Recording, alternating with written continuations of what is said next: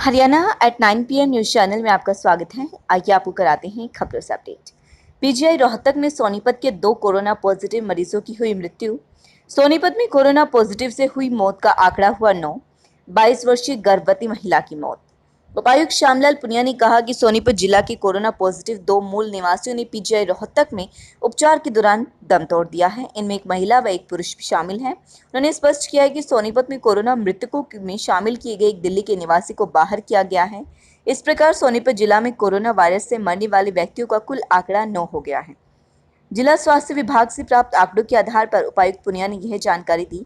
उन्होंने बताया कि सोनीपत के कोविड अस्पताल बीपीएस मेडिकल कॉलेज खानपुर कला में एक बुजुर्ग कोरोना मरीज हरि किशन को दाखिल किया गया था, जिनकी उपचार के दौरान मृत्यु हो गई। उन्होंने अपना पता वेस्ट रामनगर सोनीपत लिखवा रखा था, जबकि वे विजयनगर विहार रोहिणी दिल्ली के निवासी थे।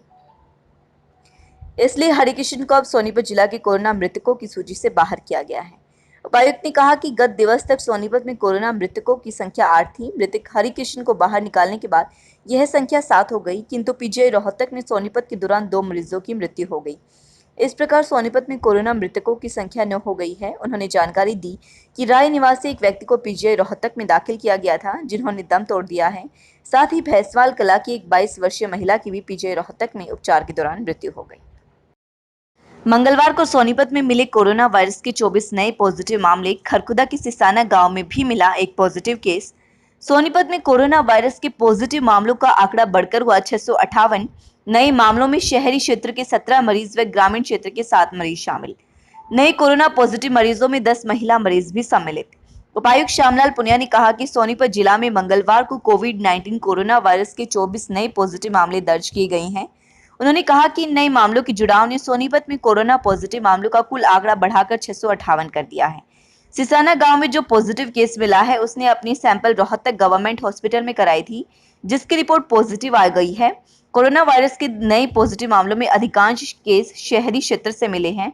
उन्होंने कहा कि 24 में से 17 नए मरीज शहरी क्षेत्र से संबंध रखते हैं, शेष 7 मरीज ग्रामीण क्षेत्र में मिले हैं। साथ ही उन्होंने बताया कि नए पॉजिटिव मरीजों में 10 महिला मरीज भी शामिल हैं। नए पॉजिटिव मामलों में अकेले बहालगढ़ में ही 4 नए मामले सामने आए हैं। बहालगढ़ में एक ही परिवार में चारों नए मामले मिले हैं। इस परिवार में मां सहित उनकी 2 बेटियां व एक बेटा कोरोना पॉजिटिव पाया गया है। माता की आयु 38 वर्ष है, जिनका 13 वर्षीय पुत्र तथा 14 वर्षीय बेटी व दूसरी 15 वर्षीय बेटी कोरोना संक्रमित पाई गई है। इनके अलावा ग्रामीण क्षेत्र के तहत राजलू गड्ढी गांव में 20 वर्षीय युवक और राजपुर में 49 वर्षीय व्यक्ति की रिपोर्ट कोरोना पॉजिटिव आई है। साथ ही एक और कोरोना पॉजिटिव केस मिला ग्रामीण क्षेत्र में मिला है। उपायुक्त ने शहरी क्षेत्र में मिले नए कोरोना पॉजिटिव मरीजों की जानकारी देते हुए बताया कि गली नंबर 1 सोनीपत में 5 नए केस मिले हैं। यहाँ एक दंपत्ति तथा मां बेटे कोरोना संक्रमित मिले हैं। मां बेटे में माता की आयु 32 वर्ष व उनके बेटे की आयु 9 वर्ष है। दंपत्ति मरीज में पति की आयु 26 वर्ष तथा पत्नी की आयु 24 वर्ष है। इनके साथ ही इस गली में 19 वर्षीय युवती भी कोरोना पॉजिटिव पाई गई है। उपायुक्त ने कहा कि शहरी क्षेत्र के अंतर्गत ही सेक्टर 14 में 52 वर्षीय महिला और 20 वर्षीय युवक भी कोरोना संक्रमित मिला है। सेक्टर 14 में ही 25 से 25 वर्ष के 2 युवक भी कोरोना पॉजिटिव पाए गए हैं। सुदामा नगर में 60 वर्षीय बुजुर्ग महिला की रिपोर्ट कोरोना पॉजिटिव पाई गई है। सोनीपत के एक दूसरे क्षेत्र में 25 वर्षीय युवक कोरोना संक्रमित मिला है। सेक्टर 12 में भी 39 वर्षीय व्यक्ति कोरोना पॉजिटिव पाया गया है।